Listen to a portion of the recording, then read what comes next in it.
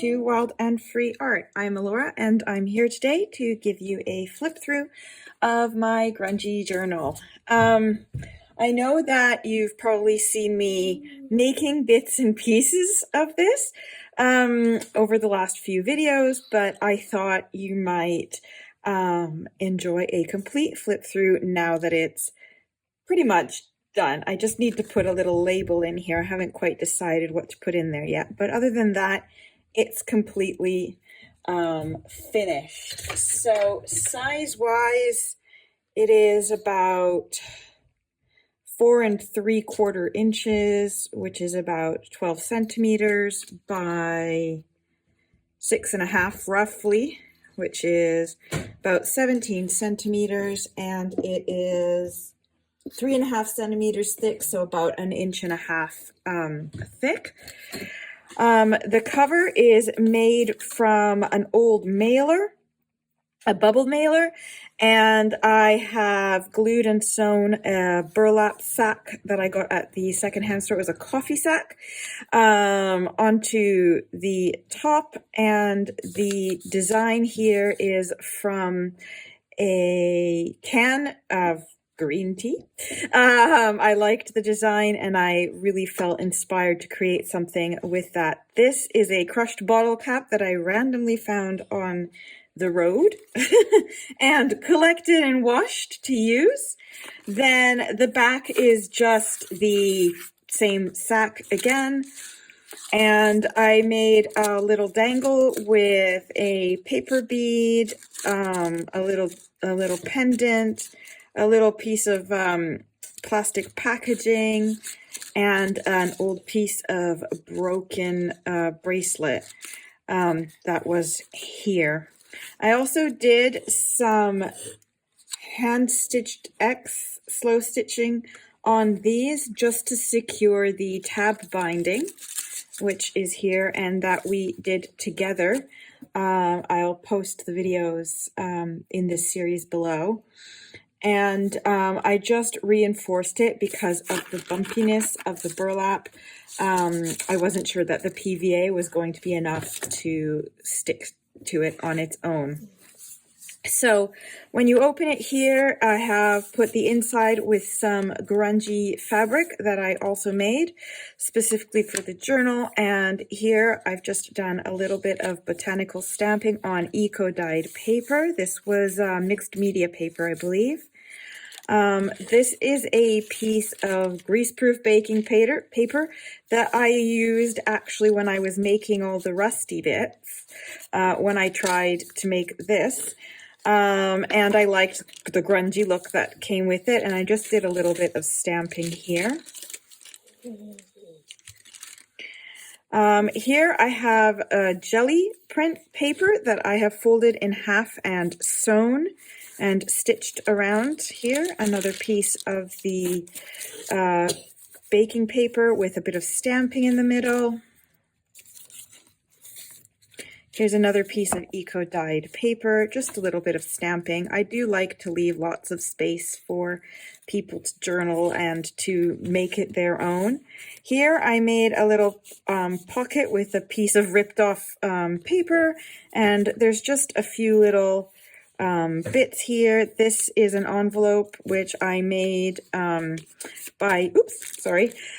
using a piece of waxed brown packing paper that I waxed myself, and then I just splattered some gold ink on it, and then I just sewed the sides, and here I've just added a few other little bits in here to help whoever owns this discover something new. I do like the hint of gold there. Here I've also made a hidden paper clip using some, this was a label, a tag on some clothing, so I just gessoed it. Here I stamped and put a piece of tissue paper on top, and I glued in a paper clip, and here I've just made a little journaling card to go with it. Another little bit of stamping here. Some more jelly print papers. Here's another eco dyed piece of paper. This is just normal copy paper. Here again, some more stamping. Here I made a little tag that I just did a little bit of stamping on. It was a craft one, and I made this little dangly thing for the paper clip just to secure it. Okay, and that's some more of the paper. Here I've sewn on a bit of a snippet roll that I made, and I've made this little waterfall book here from a piece of a paint chip, actually, and I just put some nice paper on top and sewed on this waterfall here. Another jelly print. Here is some of my just grungy tape that I just taped onto the bottom to add a little bit of texture and interest. Here I've made a pocket with one of those pieces of gel print that has been folded in half and sewn, and I left one piece open to turn it into a pocket, and here I've added just a little bit of journaling cards for people to use.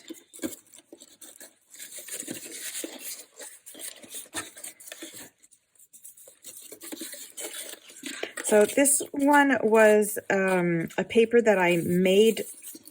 I might make a video on this. I did make a quick short on how I did this, but basically I took a huge sheet of paper and I just did random stuff, and then I cut it down to size, and this is what came out. I've made a little tag here with some plastic. This is just the backing that comes with stamps, you know, when you get silicone stamps, and I just liked it and I didn't want to throw it away, so I turned it into a little plastic tag, and I've just tucked into the pocket that I made at the top of this one here.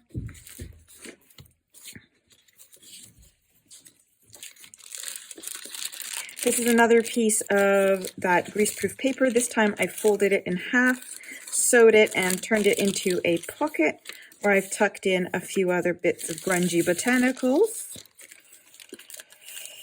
Some more stamping here and here. Some more of my tape that I've put on the edge and then just sewn to make sure it doesn't peel off. Here is another, just a little tag I made, and again, I made a little dangle out of a paper bead here, and some of these leftover things that I found, I don't even know what they are, but I have a whole bunch of them that I found in a box of vintage buttons that I bought at the thrift store, and yeah, I didn't know what to do with them, so I used them as the endings for the bead here. More eco-dyed paper. That's another gel print. A bit more stamping. Okay, and in the back, I've made a little belly band out of a scrap of burlap, and I've added a little scrappy journal made of offcuts that I did, and a bit of packaging. And that is it. So I hope you've enjoyed this flip through. This journal will be available soon in my Etsy store. Hopefully I'll have listed it by the time this video gets published. But I thought you might enjoy seeing what came of all these videos. As I said, I'll try and link all the videos in the playlist in the description box below if I remember. Let me know what you think. I'd really love to hear your ideas or opinions in this regard, and if you'd like to get more of my content, I would really appreciate it if you could like this video, comment, and subscribe to the channel. In the meantime, happy crafting. Take care. Bye bye.